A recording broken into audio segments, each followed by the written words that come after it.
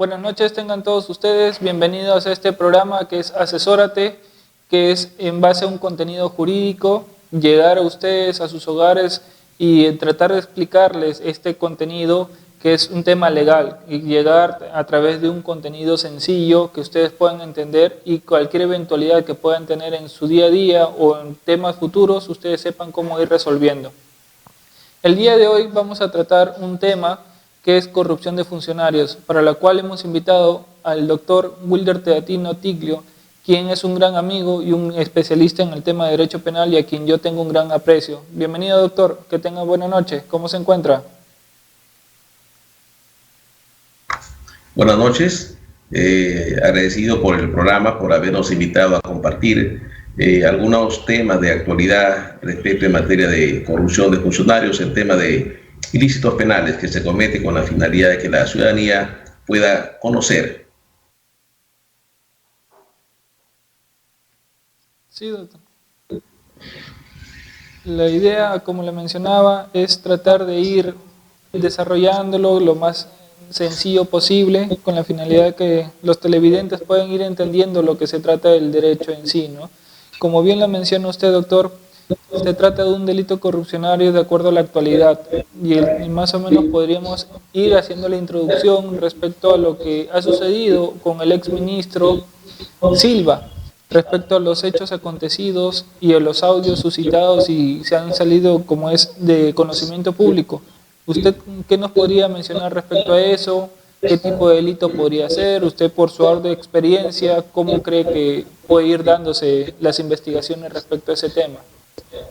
Bueno, el tema es un tema muy polémico que conlleva una alarma social por la comisión de unos supuestos eventos delictivos, ¿no?, por altos funcionarios del Estado, como es un exministro en el rubro de transportes y comunicaciones, ¿no? Entonces, como todos saben y es de conocimiento público, el día de ayer el Poder Judicial ha dictado una detención preliminar contra el ex ministro Silva por unos delitos vinculados a temas de, al parecer sería colusión o temas también de cohecho, y por ahí habría una especie de organización criminal, ¿no?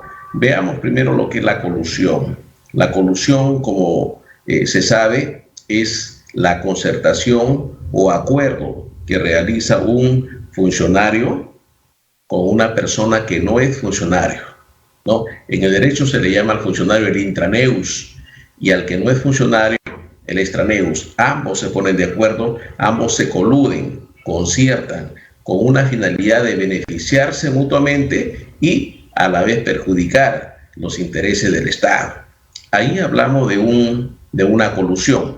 Hay una colusión simple, una colusión agravada. Esto se da en la medida de los actos, es decir, si se descubre la colusión antes de afectar al Estado, nos hablamos de una colusión simple, y cuando se descubre después de haber afectado al Estado, hablamos de una colusión agravada. En este caso, al parecer, de acuerdo a los audios, habría unas conversaciones entre Samir Villaverde, creo que es el sujeto, donde habría grabado unas conversaciones al exministro y en la cual en el contenido de esas conversaciones se aprecia actos colusorios, actos de acuerdo para ganar obras en licitación, no para beneficiarse. Así también habría otro delito en razón de que en el contenido de esa conversación se aprecia una frase de 100 grandes, ¿no? Los 100 grandes, de acuerdo a la Fiscalía, podría tratarse de 100,000 soles o 100,000 dólares. Pero eso es lo que más o menos, lo cierto y concreto, que estaría apuntando a dinero en efectivo con la finalidad de favorecer en los contratos a ciertas empresas. Y esto sería un delito de cohecho pasivo propio, en razón de que en este delito es el soborno, cuando la persona recibe dinero para realizar actos en contra de su función. En este caso, se le acusaría de que la persona habría recibido suma dineraria para favorecer a proveedores, unos terceros, en las contrataciones del Estado. Pero también el señor Samir, quien habría ha sido el sujeto que ha corrompido, también sería objeto de una sanción como es el delito de cohecho activo en este caso. Asimismo, también otro delito que podría denunciarse podría ser el delito de organización criminal, en razón de que sería un conjunto de personas con la finalidad de que se reúnen de manera periódica y para cometer delitos. En este caso, las reuniones sí se han dado de manera periódica, continua, y la finalidad siempre ha sido beneficiarse de las obras donde licitaba el Ministerio de Transportes. Y para ello, pues, habría sido el objeto corruptor, sería el dinero, ¿no? En las dádivas que se beneficiaría este exministro de Transporte. Entonces, la situación no es nada sencilla, es de por sí complicada, ¿no? En razón de que aquí, en los delitos de corrupción de funcionarios, es mucho más grave, incluso que los delitos comunes. Es un delito común, una lesión, ¿no?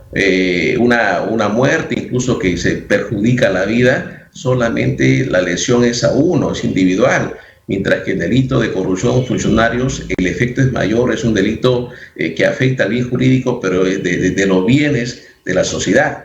Entonces, hay una construcción de una obra, hay elemento corruptor, entonces la empresa que gana al dar el soborno ya no podría realizar los materiales necesarios y suficientes para esa obra conforme se habría destinado, en razón que habría dispuesto una cantidad de dinero para sobornar a los funcionarios, ¿no? Por ahí está la cosa, y eso no solamente afecta a la municipalidad, a la entidad pública, sino también afecta a toda la comunidad, porque a la larga todos somos perjudicados de los actos de corrupción que puedan cometer los funcionarios. Doctor, en su máxima experiencia, ¿usted cree que se podría hablar de un concurso real de delitos ante la situación que usted nos viene manifestando? Bueno, el concurso real, hay una diferencia en el derecho, ¿verdad? El concurso real, el concurso ideal. El concurso real es cuando se comete eventos delictivos, pero cada uno es distinto, es aislado. El concurso ideal sirve como, se comete unos delitos, pero estos delitos son necesarios para cometer el delito final. El caso, por ejemplo, el clásico ejemplo de que un ladrón quiere ingresar a una casa a sustraer un televisor, pero para sustraer tiene que romper la puerta. Entonces, tenemos el delito de daños, violación de domicilio, pero el delito final es la sustracción del televisor. Entonces nos encontramos frente a un concurso ideal. Y el concurso real, los actos son independientes, ¿no?, de esa comisión. Entonces acá podríamos hablar de un concurso real, si es posible un concurso real, porque la colusión es el acuerdo colusorio, y sin embargo el cohecho, que es el dinero. O sea, si la persona se pone de acuerdo para defraudar al Estado, ya de por sí es un delito a cambio de beneficio, pero si la persona además recibe un dinero, ya hablamos de un cohecho. Podríamos hablar de un concurso ideal, que el dinero ha servido para poder ponerse de acuerdo y afectar al Estado, ¿no? El tema va a estar en discusión, y la diferencia es que el concurso ideal, la pena se impone la pena mayor para el delito, mientras que en el concurso real las penas se suman, y si se suman las penas, pues es un poquito más gravoso para las personas involucradas, ¿verdad? Habiendo en cuenta que las penas pueden ser hasta 8 años y también hasta 15, en el caso de que el delito sea de colusión, sea agravado.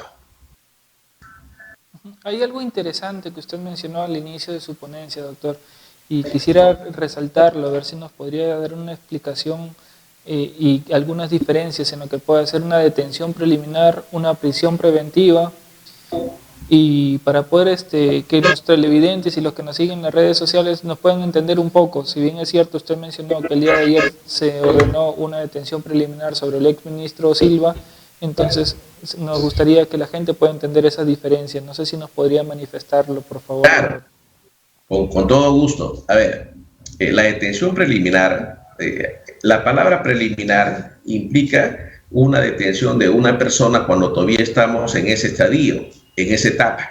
Aún hay una investigación, sí, pero todavía no se inicia el proceso penal. El proceso penal en sí se inicia con la formalización de la investigación preparatoria. Ahí conoce Fiscalía y ya conoce el juez, ¿verdad? Entonces, los actos anteriores a esa formalización son actos preliminares. En consecuencia, si en la investigación preliminar se recaba elementos de convicción, aún no son medios de prueba, aún no son de prueba, y eso es lo que cuestionan los abogados de la parte de la defensa, los abogados de un partido, ¿no? Donde está ha sido vinculado con el señor Silva. Entonces, y ahí hablamos de una investigación preliminar, y obviamente la detención preliminar es propio de la investigación preliminar.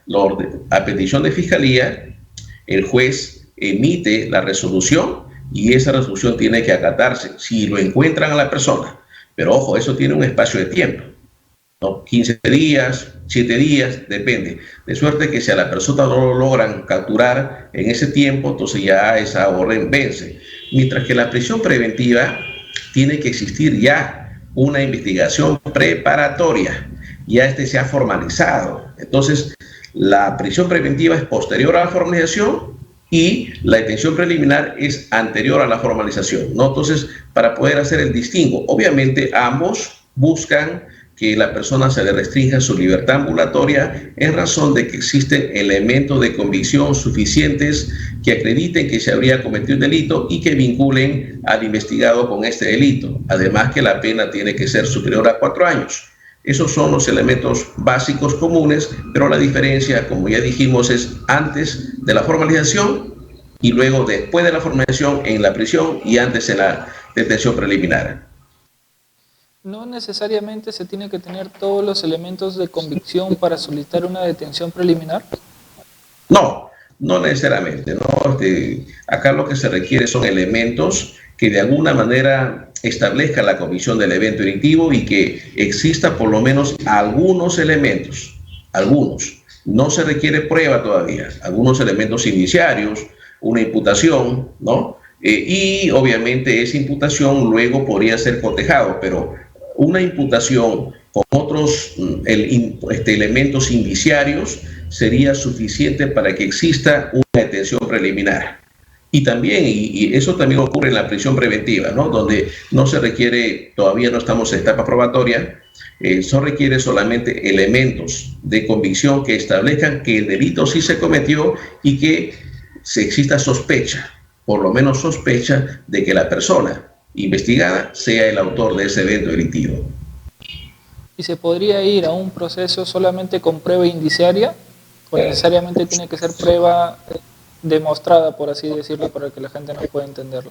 No, se puede ir a una prisión, a una restricción de la libertad ambulatoria con una prueba indiciaria. Por supuesto que sí. No nos olvidemos que los elementos de convicción, hay que distinguir primero, ¿no? ¿Qué son elementos, qué son medios probatorios y qué son pruebas para poder? Porque ello ha conllevado a una discusión entre abogados. Por ahí un abogado, obviamente, del señor Silva manifiesta, no, pues esto no son pruebas, y como no son pruebas, todavía no tiene por qué haber una restricción a su libertad ambulatoria. Pero todos sabemos que las pruebas, obviamente, tienen una evolución. Primero son elementos de convicción, ¿no? Y en los elementos de convicción, obviamente son los inicios, las imputaciones, los actas de registro, acta de intervención, etcétera.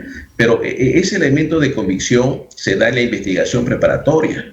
Luego tenemos otra etapa que se llama etapa intermedia. En ese estadio ya estos elementos de convicción que se iniciaron van a convertirse en medios probatorios.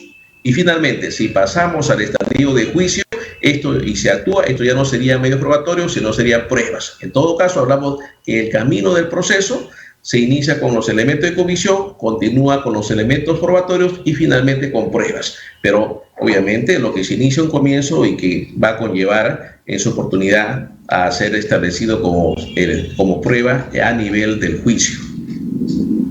Doctor, por otro lado, mucho se escucha y se escucha también a varios abogados que se está abusando de lo que son las detenciones preliminares, así también como las prisiones preventivas. ¿Usted qué considera respecto a ese tema, doctor? Bueno, esto no solamente es en el Perú, obviamente ya existe incluso textos internacionales que nos hablan del uso y abuso de la prisión preventiva en América Latina. ¿No? Es un texto internacional que le dio la Corte Interamericana de Derechos Humanos en su oportunidad, o la Comisión de Derechos Humanos, y ahí nos habla de que el abuso, el exceso que existe en las medidas coercitivas. Sí, eso es cierto. No nos olvidemos que muchas veces ocurre donde el derecho penal se ha politizado, ¿no? Hay el populismo penal, donde el juez dicta una prisión preventiva muchas veces no tanto porque haya elementos de convicción que vinculen al investigado, y ojo, que habiendo incluso eso no es suficiente para dictar una prisión preventiva, eso lo sabemos, ¿verdad? Porque esto tiene 3 presupuestos, sino que decía el populismo penal, porque ahora a través de los medios de comunicación sirven como objeto de presión a los magistrados para que puedan emitir medidas cautelares contra la libertad de las personas. Eso también ocurre, ¿no? Entonces, que no debe ser así, obviamente que no, y que los jueces deben valorar los elementos de comisión como primer presupuesto, pero también hay otros 2 presupuestos, porque existiendo elementos de comisión que vinculen al investigado con el delito, no necesariamente tiene que ir a prisión, porque además se requiere que la pena, en caso de haber a futuro una sentencia, esta tiene que ser superior a 4 años, pero lo más importante, que es el peligro procesal, que la persona investigada no tenga posibilidad alguna de poder eludir la acción de la justicia, ¿no? Es decir, estando en libertad en un futuro, no pueda escaparse y no pueda perturbar la actividad probatoria, que son los 2 elementos del peligro procesal. De tal suerte que aún existiendo elementos de convicción suficiente, no garantiza una prisión preventiva, porque tiene que valorarse 3 presupuestos. Y lamentablemente, en algunas oportunidades no se analizan los 2 presupuestos, o ya le analizan de manera somera cuando hay elementos de convicción, y esto de alguna manera ha sido publicitado en las redes sociales, en los medios de comunicación, y genera una presión contra el magistrado que resuelve. Sí, como bien menciona, siempre bueno, en algunos casos los magistrados se dejan llevar mucho por lo que usted menciona, que es las redes sociales, medios de comunicación. A veces se deja de lado lo que es el principio de imparcialidad, de objetividad al momento de resolver, ¿no? Simplemente por la premura, o quizás en algunos casos por la presión política. En algunas circunstancias, respecto al tema de corrupción de funcionarios, ¿usted ha podido tener algún caso que se haya resuelto por presión mediática que nos haya poner como ejemplo? Sí, ha ocurrido, ¿no? Quien habla litiga en el Distrito Judicial de la Libertad, y hemos tenido casos de alguna manera que generó mucha publicitación, ¿no? En los medios de comunicación, y que en algunas oportunidades ha surtido pues, el efecto de la prisión preventiva, pero en otros casos no. Hubo un caso muy comentado en Trujillo que no es de corrupción, pero sí un caso emblemático, donde se investigaba a varias personas por la muerte de un abogado conocido en Trujillo, con familias pues, también conocidas, ¿no? Entonces, los medios de comunicación todos los días, ¿no? Sacaba pues ya que estos eran culpables, que estaba descubierto, y lograron intervenir a estas personas a través de una detención preliminar. Pero ya a nivel de la audiencia de prisión preventiva, con una cantidad enorme de reporteros de la prensa escrita, televisiva, radial, se lograron visualizar que los elementos de comisión que decía la prensa y que la gente esperaba una prisión no eran tal, ¿no? Entonces, si bien la juez otorgó prisión para alguno de ellos, sin embargo, 3 de ellos le dieron comparecencia con restricciones.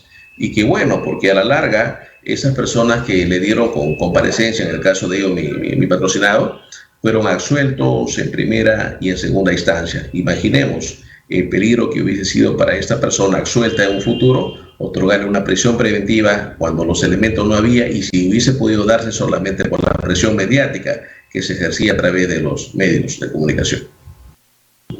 Si mal no recuerdo, doctor, y no hace muchos días atrás, estamos hablando de 15 días o un poco más o menos, Observé a través de los medios de comunicación de La Libertad, en el cual usted fue parte del proceso como abogado de unos colegas de nosotros, quien tuvo un pequeño percance, quien fue asesinada en su oportunidad. Y también creo que a través de los medios de comunicación se pudo, y a través de su defensa se pudo lograr el beneficio que buscaba la familia, es decir, que se haga justicia. Y a través de su persona se logró hacer eso.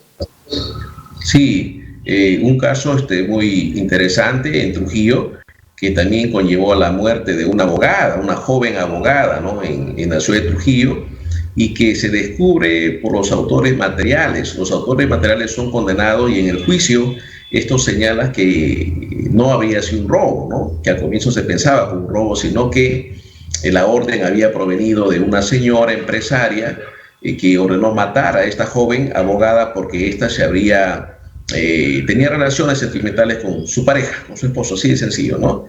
Entonces se descubrió, pues, a nivel de fiscalía, se logró recabar los elementos de comisión y, ojo, las personas empezaron con comparecencia y estuvieron siempre con comparecencia. Sin embargo, ya en el juicio, las personas fueron sentenciadas a 20 años y una cantidad de reparación civil. No obstante, la parte de la defensa apelaron y la sala confirmó. Han planteado una casación y a la actualidad la Suprema ha rechazado la casación. Sin embargo, el problema se presenta porque estas personas que deberían estar recluidas en el penal, la sala en una oportunidad le otorga una suerte de una libertad provisional, momentánea, a resulta de que se resuelve en segunda instancia. La gente viajó al extranjero, hoy están condenados, pero no capturados, ¿no? Esperemos que en un futuro no muy lejano la justicia se pueda materializar capturando a estas personas y que sean llevadas a los centros penitenciarios. Sí, como bien menciona, doctor, en algunas circunstancias también, producto de algunos delitos de corrupción de funcionarios y producto de los hechos que usted viene mencionando, quizás la justicia es un poco lenta al momento de la ejecución de las sentencias, o es recaer en lo que venimos mencionando al inicio, o quizás dejarnos llevar por el abuso de las prisiones preventivas que se solicitan. El tema de corrupción de funcionarios es un proceso lento y esto se da en la medida que se requiere bastante información de los órganos, ¿no? De las instituciones públicas, pero no solamente de ellos, sino que hay bastante material documental. Y luego también se tiene que recabar información de la OCE, perita contable, la Contraloría, es decir, hay una gran cantidad de elementos, ¿no? Que se requiere recabar y para eso requiere un tiempo. Entonces, por lo general, en estos casos de corrupción de funcionarios son pocas las veces que se otorga prisión preventiva porque, como decíamos al inicio, no es suficiente los graves y fundados elementos de convicción, sino que por lo general tiene que también demostrarse que la persona en libertad no va a perturbar la actividad probatoria y no se va a escapar. Y para eso tiene que establecerse los famosos arraigos, que la persona trabaje, que tenga un domicilio, que tenga familia, ¿no? Y eso, aquellas personas que tienen una función pública o tienen, digamos, el trabajo fijo, han generado ingresos suficientes para poder demostrar que sí lo tienen. De tal manera que, por este lado, pues, al no existir el peligro procesal, no obstante que hay elementos de convicción, tienen que dar libertad, y por esa es la razón de que no se solicita a veces en estos casos la prisión preventiva. No obstante, aquí en La Libertad hay tres alcaldes, me parece, el alcalde de Trujillo, el alcalde también de Moche, el alcalde de Larco, ¿no? Son alcaldes que han estado y que han sido procesados y que hoy han sido ya condenados. No obstante que hay una condena ya firme, a la actualidad aún no son capturados, ¿no? Esperemos también que en estos casos la justicia pueda aplicarse y capturar a estos funcionarios a efecto de que puedan cumplir la condena impuesta. emiten sentencias, salen con tema de inhabilitaciones en algunas ocasiones. Vayamos a un ejemplo claro que se da o se ha dado en lo que es la selva, en la ciudad exactamente de Yurimaguas. Hubo un alcalde quien fue sentenciado por delitos dolosos, sin embargo también fue inhabilitado, pero producto de ello, sin tener en cuenta la inhabilitación, seguía ejerciendo un cargo público, no como alcalde, sino como gerente de una municipalidad. Ante dicha situación, ¿cómo se podría ejercer o cómo se podría aplicar el derecho penal en base a su experiencia, sabiendo que está inhabilitado, pero por otro lado no se cumple lo que está ordenado? Claro, a ver, en algunos casos, la sentencia no solamente es pena privativa de libertad, reparación civil, días multa, sino también que conlleva a la inhabilitación para el ejercicio del cargo público, ¿no? Entonces, es cierto, si ya existe la inhabilitación por un espacio de 5 o 10 años, la persona ya no puede ejercer ese cargo, ya no puede trabajar en el sector público. ¿Y qué pasa? Por ejemplo, si esta persona, estando condenada, estando inhabilitado, vuelve a laborar en el sector público, obviamente que eso no es posible. Y si la persona lo hace, entonces está contraveniendo otra norma penal, ¿no? Ahí hablamos de un delito, por ejemplo, el ejercicio ilegal del cargo. No nos olvidemos que a la actualidad hay una norma, una ley que ha salido, me parece que en el mes de febrero, y esta ley señala ciertos presupuestos para las que personas ejerzan la función pública, entre ellos tener la experiencia, tener también la capacidad, un grado mínimo de estudios superiores, tener experiencia en el cargo, ya decíamos, pero también habla de no tener antecedentes.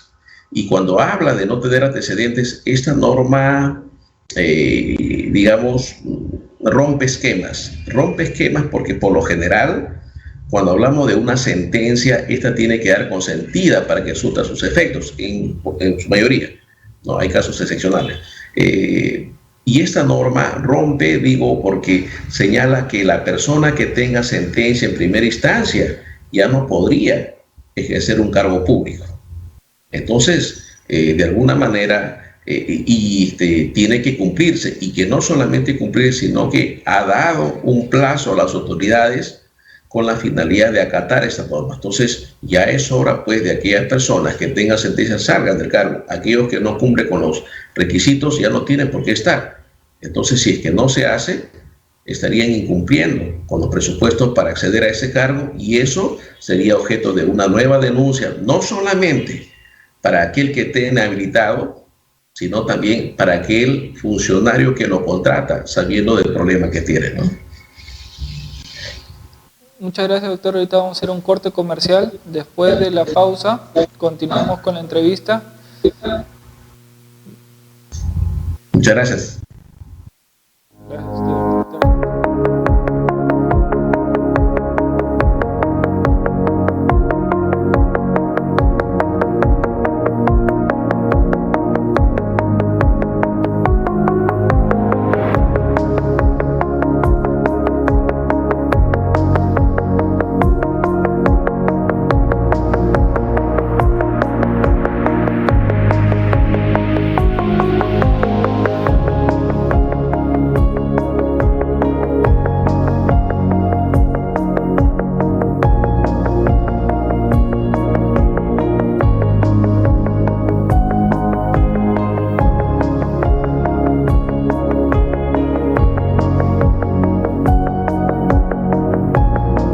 Sechura también somos Albricias TV.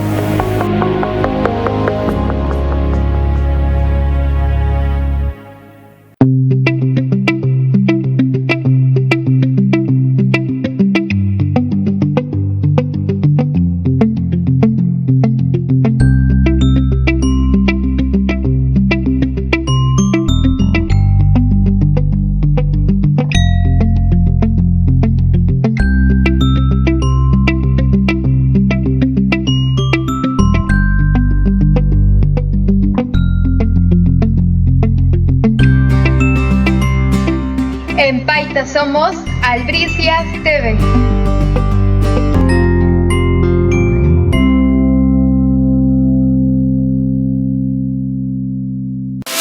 En Águila Oriental encuentras productos únicos. A mí me encanta el ramen y aquí encuentro variedades de ramen. Encontrarás tabla para sushi, alga nori y los mejores dulces.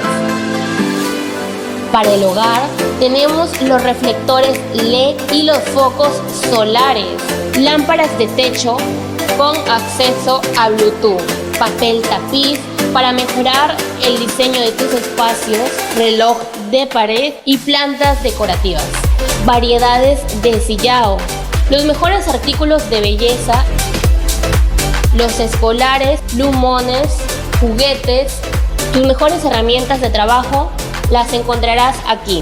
Accesorios para tu smartphone, cargadores, auriculares. Así que ya sabes, la única tienda en Paita con los mejores productos orientales es Águila Oriental y además encuentras productos peruanos. Don Calle, véndame un saco de arroz rojo, olla paiteña, del rico y rendidor. Ya llegó al mercado Arroz Olla Paiteña, el rico y rendidor, casero, caserita. No te dejes sorprender, cuidadito con los cabeceadores. Exige calidad, exige Arroz Olla Paiteña. Claro, casera, Arroz Olla Paiteña, y este es el original, no se deje engañar. Que no te sorprenda.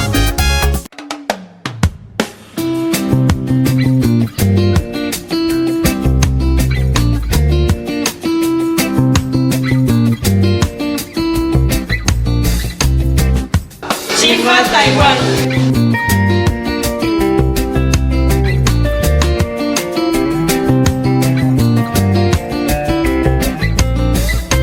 En Chifa Taiwán nos renovamos, siempre brindándote lo mejor en comida oriental.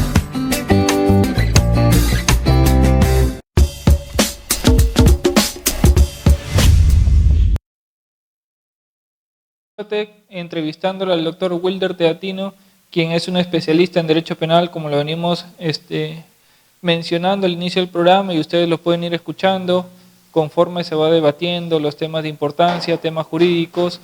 Como bien lo mencionamos al inicio del programa, las preguntas que se le irán a hacer al doctor son en base a la coyuntura que se viene realizando y se viene manejando a nivel nacional.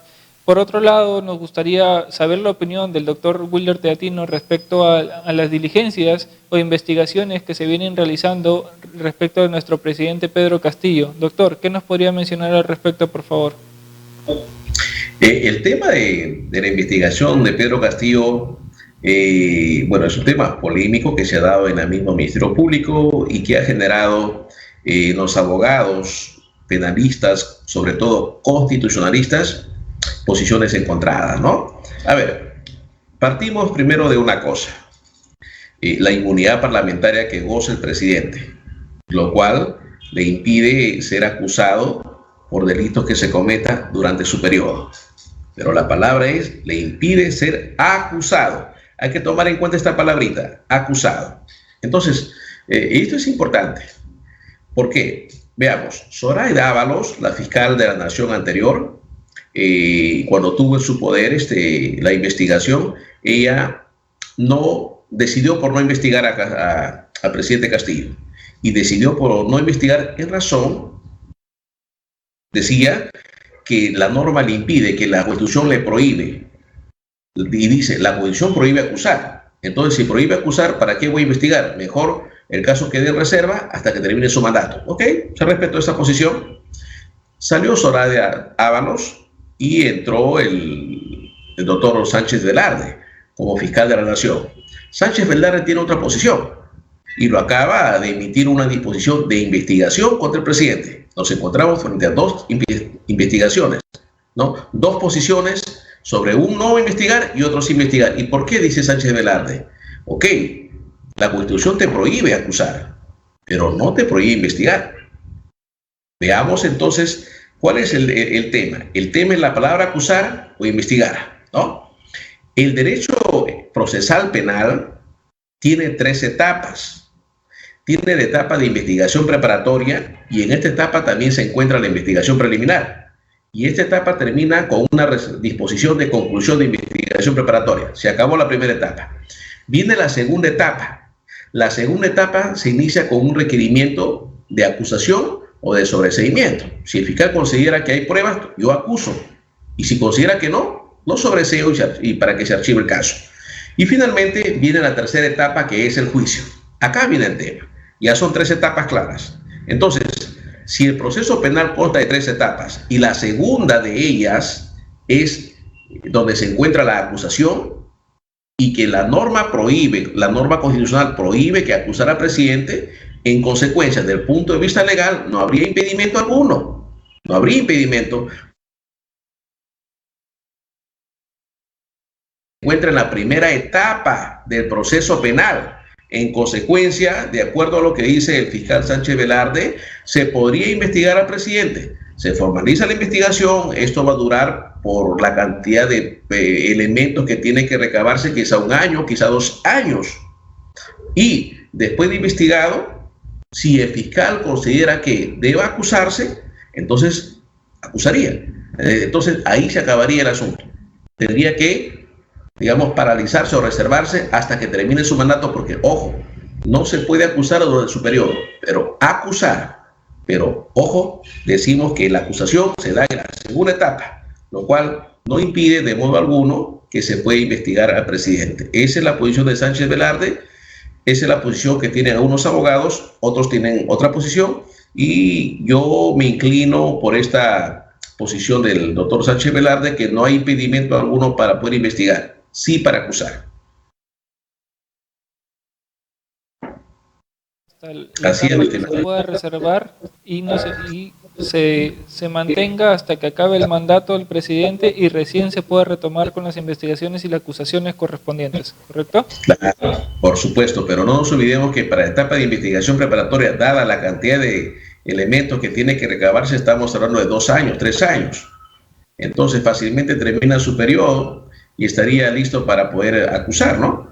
Entonces, vamos a ver cómo se desarrolla la vacancia. Sí, no, claro, sí, que antes no sale, ¿no? Porque una vez que haya vacancia, pues de inmediato ahí formaliza y no hay ningún problema. Al respecto, no nos olvidemos que el presidente ha interpuesto una acción, ¿no? Una acción habeas corpus con la finalidad de evitar ser investigado. Vamos a ver qué dice el TC con los nuevos integrantes, ¿no? Y esperemos que en esta oportunidad de nuevos vientos puedan correr y que resuelvan lo que mejor puede hacer, ¿no? Elder Domínguez Aro. Elder Domínguez Aro, un docente que fue mi docente en la universidad, que ahora maestro en materia constitucional, egresado de la Universidad Nacional de Trujillo, de la promoción Luis Aparicio Valdés, que me honro de ser su promoción. Es compañero mío de la universidad, nuestro Elder Domínguez Aro. Doctor, agradecerle, disculpen esta entrevista, por su tiempo brindado y estar siempre conectado con este programa, doctor. Espero que no sea ni la primera ni la última vez que tenerlo usted acá, por favor, en este humilde programa.